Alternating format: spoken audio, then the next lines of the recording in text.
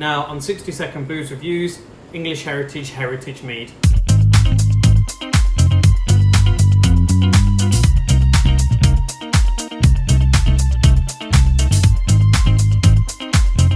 So this is the English Heritage Mead, made with the English Heritage Company, that's produced by Lyme Bay in Devon.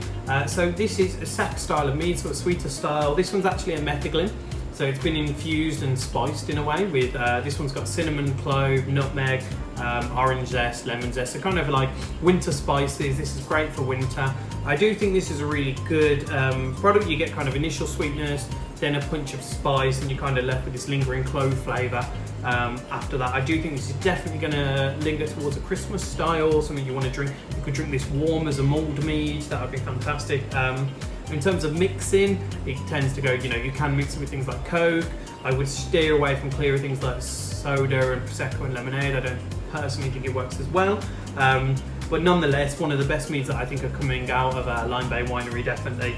And that is the English Heritage Mead.